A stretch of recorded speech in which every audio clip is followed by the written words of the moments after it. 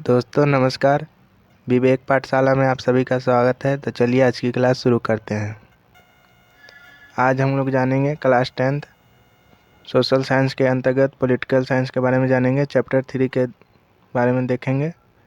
Chapter 3 है लोकतंत्र में प्रतिस्पर्धा एवं संघर्ष। चैप्टर 3 है लोकतंत्र में प्रतिस्पर्धा एवं संघर्ष। इसी का महत्वपूर्ण क्वेश्चन आंसर जानेंगे दोस्तों। तो वीडियो के अंत तक आप बने रहिएगा, जो कि बहुत ही इम्पोर्टेंट होने वाली है क्वेश्चन आंसर। तो चलिए शुरू करते हैं। पहला क्वेश्चन है दोस्तों, प्रश्न है बिहार में हुए छात्र आंदोलन के प्रमुख कारण क्या थे।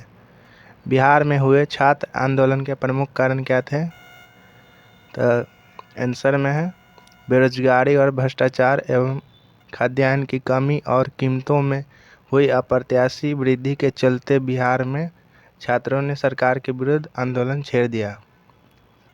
तो बिहार में हुए छात्र आंदोलन के प्रमुख कारण क्या है। तो बेरोजगारी और भ्रष्टाचार एवं खाद्यान्न की कमी थी और कीमतों में अप्रत्याशित वृद्धि के चलते बिहार में छात्रों ने सरकार के विरुद्ध आंदोलन छेड़ दिया, जिसे छात्र आंदोलन कहते हैं।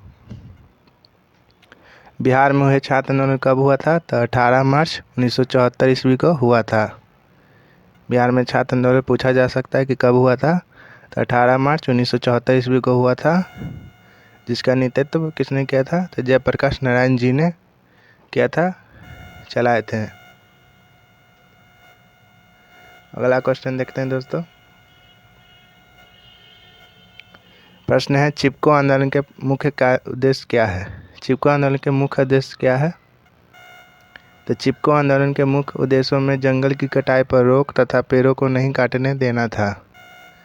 चिपको आंदोलन में क्या था, पर्यावरण संरक्षण करना था, मतलब पेड़ों को काटने से रोकना था। मुख्य उद्देश्य था इसका यही। इस आंदोलन में स्थानीय भूमिहीन वन्य कर्मचारियों के आर्थिक मुद्दा को उठाकर उनके लिए न्यूनतम मजदूरी की गारंटी की मांग की गई। उनके लिए न्यूनतम मजदूरी की गारंटी की मांग की गई। महिलाओं ने इस आंदोलन का दायरा और विस्तृत कर दिया। महिलाओं ने शराबखोरी की लत के विरुद्ध आवाज़ उठाई। शराब के विरुद्ध भी आवाज़ उठाई महिलाओं ने। अन्य सामाजिक मसले भी इस आंदोलन में जुड़ गए।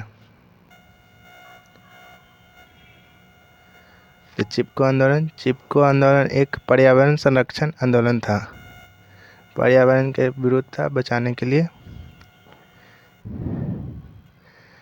यह भारतीय राज्य उत्तराखंड, उस समय उत्तराखंड में था, लेकिन अब है उत्तर प्रदेश का हिस्सा है। अब उत्तर प्रदेश का हिस्सा में है। किसानों द्वारा पेड़ों की कटाई पर रोक का विरोध करने के लिए किया गया था। चिपको आंदोलन, इसकी शुरुआत 1972 ईस्वी में हुआ था और इसका नेतृत्व सुंदरलाल बहुगुणा जी ने किया था। चिपको आंदोलन की शुरुआत कब हुई थी। तो 1972 ईस्वी में हुई थी। इसका नेतृत्व सुंदरलाल बहुगुणा ने किया था।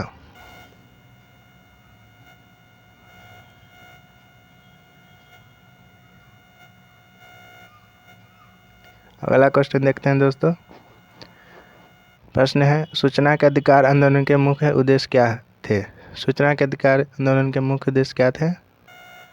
तो सूचना का अधिकार का मुख्य उद्देश्य लोगों तक समस्त सूचनाओं का आदान प्रदान होना था। यानी सूचनाओं का आदान प्रदान, एक्सचेंज होना था, जिसमें सरकारी तथा गैर सरकारी प्रश्न शामिल है। इसके अंतर्गत लोगों का यह अधिकार होता है कि सरकार द्वारा बनाए गए सूचना सेल से हम अपनी समस्त जानकारी मुहैया कर सकें। सरकार द्वारा जो बनाई गई सूचना समस्त जानकारी मुहैया कराई जा सके, जिसके अंतर्गत सरकारी दफ्तरों के विभिन्न कामकाज, कार्यविधि, सरकार की नीति, सरकार की भावी योजना इत्यादि इसमें शामिल हो। सूचना जो भी सरकार की हो, सरकारी और गैर सरकारी योजना जनता को मिल सके, इसमें प्रमुख शामिल है। सूचना का अधिकार ये आंदोलन कब शुरू हुआ था। तो 2005 ईस्वी में शुरू हुई थी।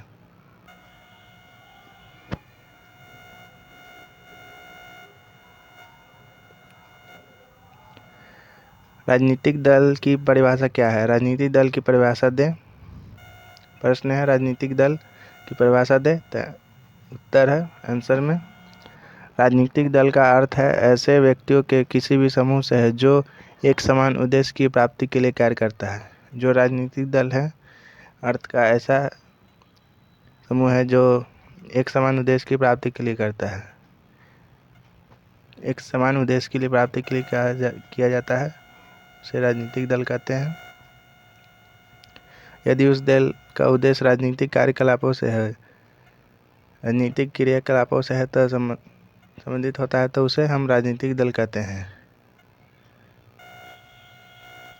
राजनीतिक क्रियाकलापों से है तो हम उसे राजनीतिक दल कहते हैं। किसी भी राजनीतिक दल में व्यक्ति एक समान उद्देश्य की प्राप्ति के लिए एकजुट होते हैं। किसी भी राजनीतिक दल में व्यक्ति एक समान उद्देश्य की प्राप्ति के लिए एकजुट होते हैं, जैसे मतदान करना, चुनाव लड़ना, नीतियाँ एवं कार्यक्रम तैयार करना आदि। ये सब राजनीतिक दल की परिभाषा है।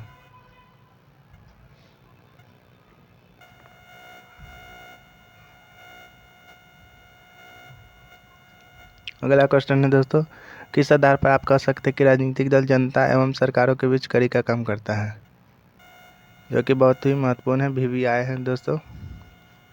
तो किस प्रकार आप कह सकते हैं कि राजनीतिक दल जनता एवं सरकारों के बीच कड़ी का काम करता है? राजनीतिक दल जनता की समस्या और आवश्यकताओं को सरकार के सामने प्रस्तुत करते हैं। राजनीतिक दल क्या है? जनता की समस्या और आवश्यकताओं को सरकार के सामने प्रस्तुत करते हैं और सरकार की कल्याणकारी योजना और कार्यक्रम को जनता तक पहुंचाते हैं। जनता की समस्या सरकार के यहाँ पहुंचाते हैं। सरकार की जो कल्याणकारी योजना और कार्यक्रम जो भी है, यह सब जनता तक पहुंचाया जाता है। इस प्रकार राजनीतिक दल जनता एवं सरकार के बीच कड़ी का काम करती है। इस प्रकार हम कह सकते हैं कि राजनीतिक दल जनता एवं सरकार के बीच कड़ी का काम करता है।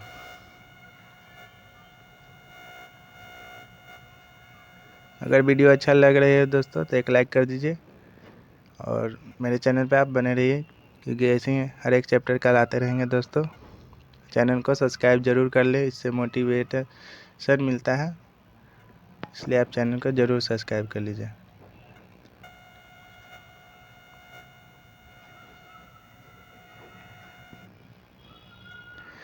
प्रश्न है दल बदल कानून क्या है? दल बदल कानून क्या है? तो दल बदल कानून विधायकों और सांसदों के एक दल से दूसरे दल में पलायन को रोकने के लिए संविधान में संशोधन कर कानून बनाया जाता है। एक दल से दूसरे में जो जाते हैं उनके लिए संविधान में संशोधन कर कानून बनाया गया है, इसे ही दल बदल कानून कहते हैं।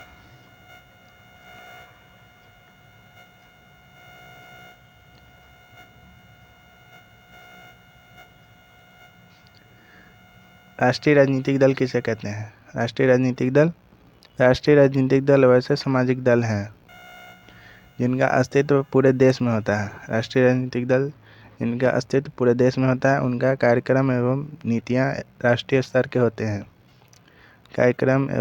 उनके राष्ट्रीय स्तर के होते हैं। इनकी काया राज्य स्तर पर भी होती है। राष्ट्रीय राजनीतिक दल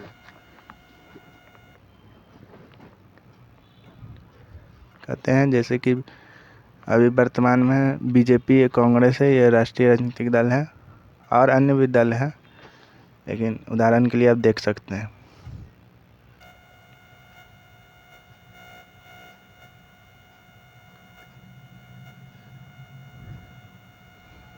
उत्तरीय प्रश्न है दोस्तों। प्रश्न है किस आधार पर आप कह सकते हैं कि बिहार से शुरू हुए छात्र आंदोलन का स्वरूप राष्ट्रीय हो गया? प्रश्न है किस आधार पर आप कह सकते हैं कि बिहार से शुरू हुए छात्र आंदोलन का स्वरूप राष्ट्रीय हो गया? आंसर में है बिहार में हुए छात्र आंदोलन बेरोजगारी और भ्रष्टाचार एवं खाद्यान्न की कमी और कीमतों में बेतहाशा वृद्धि के चलते सरकार के विरुद्ध आंदोलन हुआ था।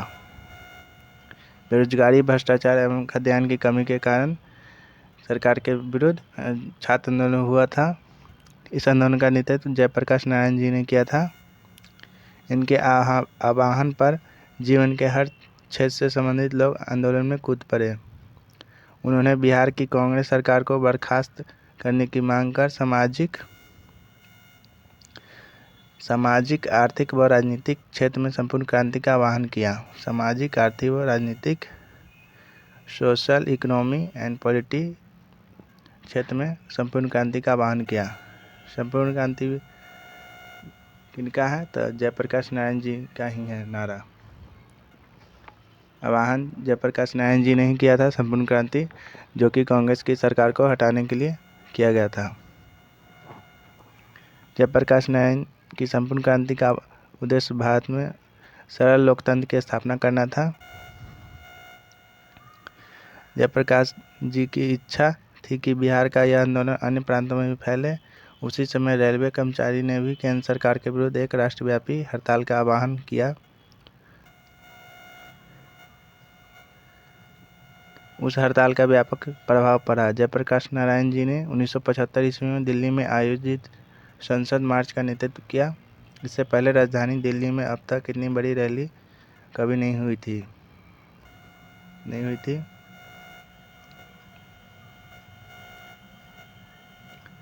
जयप्रकाश नारायण के नेतृत्व में विपक्षी दलों ने इंदिरा गांधी के इस्तीफे के लिए प्रभाव डालना शुरू किया।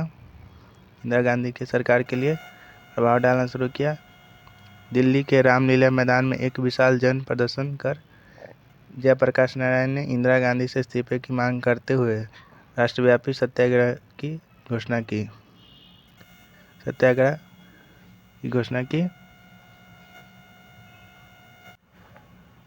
की। उन्होंने अपने आह्वान में सेना और पुलिस तथा सरकारी कर्मचारी को भी सरकार का आदेश नहीं मानने के लिए निवेदन किया। इंदिरा गांधी ने इस आंदोलन को अपने विरुद्ध एक षड्यंत्र मानते हुए 25 जून 1975 को आपातकाल की घोषणा करते हुए, आपातकाल की घोषणा कब की गई थी? प्रश्न आ सकता है एग्जाम में दोस्तों। तो 25 जून 1975 को आपातकाल की घोषणा की गई, इंदिरा गांधी ने की थी। जयप्रकाश नारायण सहित सभी राजनीतिक दलों के नेताओं को जेल में डाल दिया। आपातकाल के बाद 1977 की लोकसभा चुनाव में जनता पार्टी ने कांग्रेस से सत्ता छीन ली और मोरारजी देसाई जनता पार्टी के सरकार में प्रधानमंत्री बने। 1977 की लोकसभा चुनाव में जनता पार्टी ने जीती, जो कि कांग्रेस को से सत्ता छीन ली गई और मोरारजी देसाई अपने जनता पार्टी के सरकार में प्रधानमंत्री बने।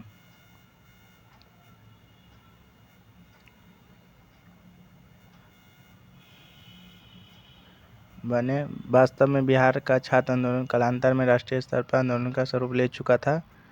बिहार का छात्र आंदोलन कालांतर में राष्ट्रीय स्तर का आंदोलन का स्वरूप ले चुका था, जिसकी रणनीति 1977 के लोकसभा के चुनाव में इंदिरा गांधी की हार और जनता पार्टी की जीत से हुई। अतः हम उपयुक्त कथनों के आधार पर कह सकते हैं कि बिहार से शुरू हुए छात्र आंदोलन का स्वरूप राष्ट्रीय हो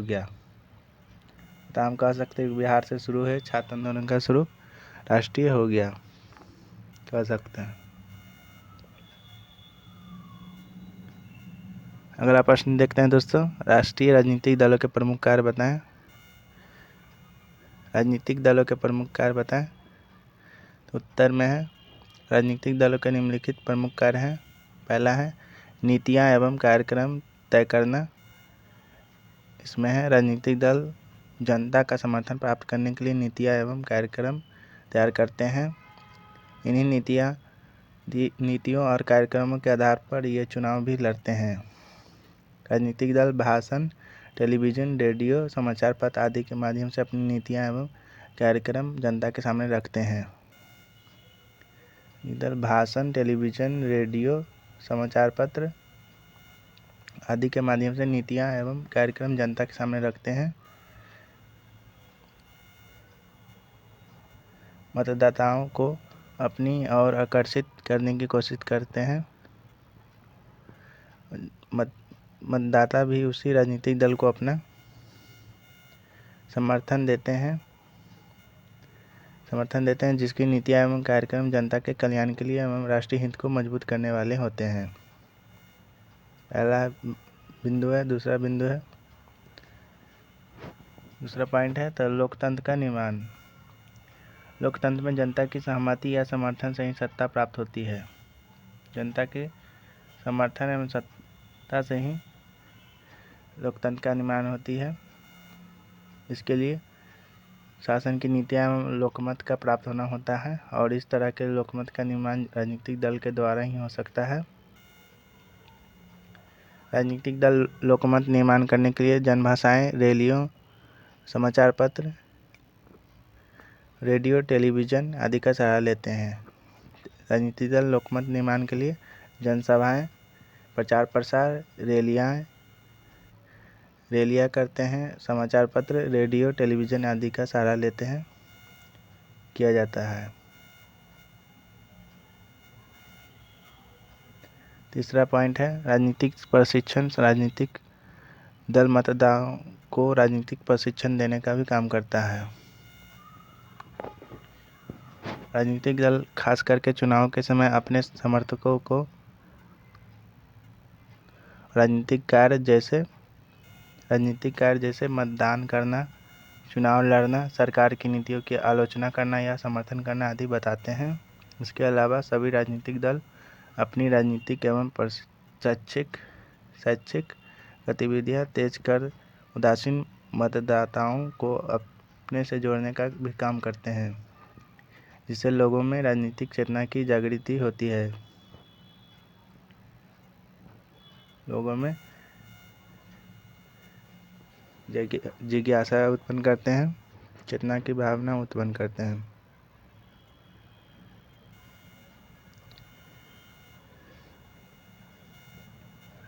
चौथा बिंदु है दलीय कार्य। प्रत्येक राजनीतिक दल कुछ दल संबंधी कार्य भी होते हैं, जैसे अधिक से अधिक मतदाताओं को अपने दल का सदस्य बनाना, अपनी नीतियां एवं कार्यक्रम का प्रचार प्रसार करना तथा दल के लिए चंदा इकट्ठा करना आदि होता है। 5वां पॉइंट है चुनाव का संचालन। जिस प्रकार लोकतांत्रिक शासन व्यवस्था में राजनीतिक दलों का होना आवश्यक है, उसी प्रकार दलीय व्यवस्था में चुनाव का होना भी आवश्यक है। हमें पहले से ही यह जानकारी प्राप्त है कि सभी राजनीतिक दल अपनी विचारधाराओं और सिद्धांतों के अनुसार कार्यक्रम एवं नीतियाँ तय करते हैं। सभी राजनीतिक दल अपनी विचारधारा और सिद्धांतों के अनुसार कार्यक्रम एवं नीतियाँ तय करते हैं। यही कार्य एवं नीतियाँ चुनाव के दौरान जनता के पास रखते हैं, जिसे चुनाव घोषणा पत्र कहते हैं। राजनीतिक दल अपने उम्मीदवारों को खड़ा करने और कई तरीके से उन्हें चुनाव जीतने का प्रयत्न करते हैं। खड़ा होते हैं, कई तरीके से चुनाव जीतने का प्रयत्न करते हैं। इसीलिए राजनीतिक दल का एक प्रमुख कार्य चुनाव का संचालन करते हैं। छठा पॉइंट है शासन का संचालन। राजनीतिक दल चुनाव में बहुमत प्राप्त करके सरकार का निर्माण करते हैं। जिस राजनीतिक दल को बहुमत प्राप्त नहीं होता है वो विपक्ष में बैठते हैं, जिन्हें विपक्षी दल कहा जाता है। जो बहुमत प्राप्त करते हैं उसे सत्ता पक्ष कहते हैं, जो बहुमत नहीं प्राप्त करते हैं उसे विपक्षी दल कहते हैं। जहाँ एक और सत्ता पक्ष का संचालन होता है, वही विपक्षी दल सरकार पर नियंत्रण रखता है और सरकार को गड़बड़ियाँ करने से रोकता है। 7वां पॉइंट है सरकार व जनता के बीच मध्यस्थता का कार्य। राजनीतिक दल का एक प्रमुख कार्य जनता और सरकार के बीच मध्यस्थता करना है। राजनीतिक दल ही जनता की समस्या और आवश्यकताओं को सरकार के सामने रखते हैं। और सरकार की कल्याणकारी योजना और कार्यक्रम को जनता तक पहुंचाते हैं। इस तरह राजनीतिक दल सरकार एवं जनता के बीच पूर्ण निर्माण का कार्य करते हैं। राजनीतिक दल सरकार व जनता के बीच पूर्ण निर्माण का कार्य करते हैं। 8वां पॉइंट है दोस्तों गैर राजनीतिक कार्य। राजनीतिक दल न केवल राजनीतिक कार्य करते हैं बल्कि गैर राजनीतिक कार्य भी करते हैं, जैसे प्राकृतिक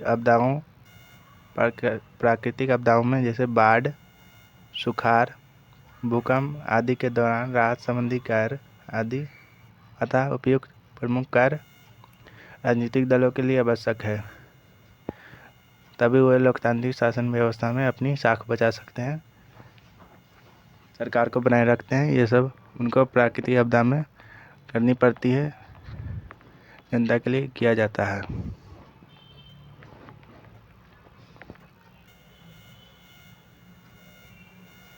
अगला क्वेश्चन देखते हैं दोस्तों। प्रश्न है, राष्ट्रीय एवं राज्य स्तरीय राजनीतिक दलों को मान्यता कौन प्रदान करते हैं और इसके क्या मापदंड है? राष्ट्रीय एवं राज्य स्तरीय राजनीतिक दलों को मान्यता कौन प्रदान करता है और इसके क्या मापदंड है, क्या तरीका है? तो उत्तर देखते हैं दोस्तों, क्या है तरीका। राष्ट्रीय राजनीतिक दल किससे प्राप्त होता है, कैसे मिलता है? तो राष्ट्रीय एवं राज्य स्तरीय राजनीतिक दल को मान्यता चुनाव आयोग प्रदान करता है। तो कौन करता है? चुनाव आयोग। चुनाव आयोग देता है, यानी इलेक्शन कमीशन, चुनाव आयोग देते हैं। राष्ट्रीय राजनीतिक दल की मान्यता प्राप्त करने के लिए राजनीतिक दलों को लोकसभा या विधानसभा के चुनाव में राष्ट्रीय राजनीतिक दल की मान्यता प्राप्त करने के लिए राजनीतिक दलों को लोकसभा या विधानसभा के चुनाव में चार या इससे अधिक राज्यों द्वारा कुल डाले गए वैध मतों का 6% प्राप्त करना होता है। साथ ही साथ किसी राज्य या राज्य से लोकसभा की कम से कम 4 सीटें पर विजय होना होता है। किसी राज्य में लोकसभा से कम 4 सीटें पर विजय होना आवश्यक है और लोकसभा में कम से कम 4 सीटें पर विजय होना आवश्यक है, या लोकसभा से कम 2% सीट यानी अर्थात 11 सीटें जीतना आवश्यक है, जो कम से कम 3 राज्यों की से होनी चाहिए। जो राष्ट्रीय राजनीतिक दल है। इसी तरह राज्य स्तरीय राजनीतिक दल को मान्यता प्राप्त करने के लिए उस दल को लोकसभा या विधानसभा के चुनाव में डाले गए वैध मतों का कम से कम 6% मत प्राप्त होना चाहिए। 6% मत प्राप्त होना चाहिए। साथ ही साथ राज्य विधानसभा की कम से कम 3% सीट या 3 सीट जीतना आवश्यक है, राज्य के लिए आवश्यक होती है। केंद्र के लिए मतलब 6% या 6% प्राप्त करना रहता है वैध मतों का सीटें, या 4 सीटें पर विजय होना आवश्यक है, या लोकसभा 3 राज्यों से होना जितना आवश्यक है। 11 सीटें हुई राज्य के लिए लोकसभा या विधानसभा के डाले गए चुनाव में वैध मतों का 6% या 3% सीट या 3 सीट जितना आवश्यक है, तब राष्ट्रीय राजनीतिक दल कहलाते हैं, कहा जाता है।